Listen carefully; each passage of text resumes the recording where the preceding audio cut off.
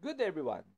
So in this video, I am going to discuss misconceptions in marriage. So ipagpapatuloy ko lang yung aking series about this one. So in my preview last week, so diniscuss ko yung um ano ba yung mga bagay na hindi talaga naiintindihan ng tao when it comes to this one. So today, this is one variation of some misunderstandings about it. So let's pray.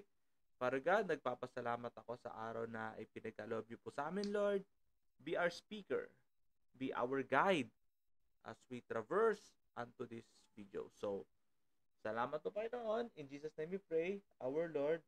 Amen. So, fixed marriage.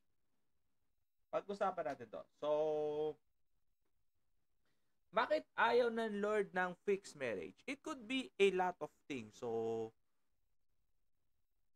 first and foremost, so throughout history, so we have noticed some fixed marriage upon people due to they want to gain power, they want to gain authority. Yan, pag-usapan natin yan. Next is going to be para masakit nito, para lang makabayad sa utang yung tao doon sa ibang angkan. So halimbawa, kung yung taong yun may utang doon sa angkan yun, ibibigay na lang yung daughter para ipakasal. Ayun yung kalakaran dati. Because before, women were treated not good as we know history. Alam naman natin throughout history, hindi naman talaga maganda ang turing sa babae. Biblical times, di naman maganda ang tingin sa babae nun eh. Hanggang ngayon pa rin naman, let's be real, hanggang ngayon pa rin naman, hindi pa rin naman maganda ang tingin sa babae. That's the painful truth, and I don't know if it will change. There is feminism movement, but the Lord said, nah, it's just a showmanship of equality between women, but the reality is inequality is going to be there. So fixed marriage is one of the reasons why women treated not as equal. Kasi even though in the Bible, people can misconcept like a book of Colossians na sabi doon sa Colossians 3 or 4 na wives, you must submit to your husband. Doon pa lang, di ba? Sana sinabi ni Pablo, husband, submit to your wives. Hindi eh. People can misconcept the Genesis. Bakit si Adan yung inuna? Dapat si Eva sana. So, people can misconcept about it. But the Bible is clearly saying that there must be no discrimination between man and a woman.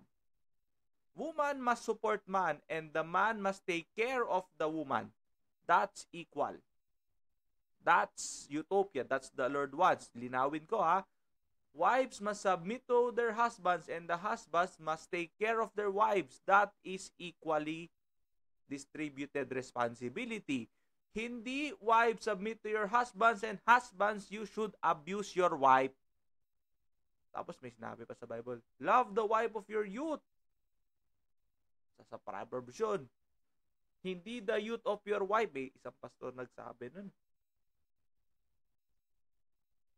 So, yun na nga, pag-usapan natin. So, sabi nila, karamihan daw sa fixed marriage daw, wala daw nangyayari normally kung hindi legally separated, divorce, or annulled ang nangyayari within the next 10 years. After the marriage, within the 10 years, marami daw legally separated, annulled, or divorce. So, pili kayo doon sa tatlo. Wala talagang halos tumatagal dyan. So, in the Bible, so, as you notice, sabi ni Moses sa Deuteronomy, sa mga hari, ang totoong hari, Deuteronomy tuloy, pinaalala ni Samuel na hindi dapat nag-aasawa ng marami. Si Moses, binilin din yan. Teka muna, hindi dapat nag-aasawa ng marami. Ibig sabihin nun, pwedeng more than one. Before. Di ba, 1:1? Bakit yung ari pwede magpakasal ng more than one? Yun ang nasa lumang tipan. You can read that. Solomon married a lot. King David married more than one. Even though King David, tingnan mo nga, pinapatay pa nga ni Lord yung asawa ni Bathsheba para lang makuha siya eh. This is the history of women. That's why they're not treated equally before. Wala ko sinabing dapat i-treat natin unequally. Sinasabi ko na nga, the man must take care of the woman and the woman must submit to their husbands. So, equal. Equal yun. So,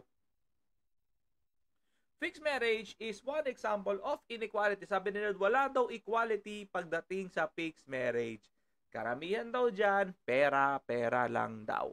So, okay, pag-usapan natin ng mabilis. So, fixed marriage is one way Satan can breed new people that can be used for its doings. Now, we are now traversing towards the spiritual thing. So, this is just an experimental video. So, I just want to integrate the slides. I just want to integrate it. So, I will discuss this further on Tuesday. So, how come fixed marriage is one way for Satan to propagate his people? Sabi ni Lord sa akin, most of the people that is used by Satan are bred through this kind of spiritual marriage. So, yung taong yun, this one person is going to be binded with another woman whether they are aware of it or not. Because most of the time, both couples are not aware that they are spiritually binded already. O, yung mga pastor na walang paniwala sa mga ganito, tingnan nyo na lang yung mga tupa nyo. Kasi sabi ni Lord sa akin, hindi lahat ng mag-asawa talagang yan talaga ang gusto ng Diyos. Pinahintulutan lang ng Diyos pero hindi talaga yan yun para sa kanila. Kasi sasabihin ng pastor, minsan kasi sabi ni Lord sa akin, yung kasal kasi pera lang din minsan. Pag inaya nung bride and groom yung pastor na yan, sige, pwede naman. Siyempre, oo naman yung pastor, papakasal sila. Sige, pag-usapan natin to. Dapat yung kung sino man yung kukunin na pastor, sana ay pagdasal man lang ng pastor kung talaga bang they are meant for each other. Ay, dapat pinagdadasal yun nung pastor karamihan sa pastor, oo lang ng oo Palibasa kasi, yung pastor kasi, wala rin naman pakialam sa mga ganyang bagay.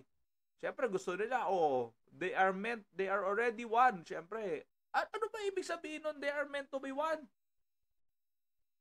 Wala nga yata masyadong nakakaintindi nun when two people become one. Ano yung one? Dalawa pa rin naman sila after nung kasal, di ba? Di naman sila nag-fusion, parang sa mga napapanood nyo.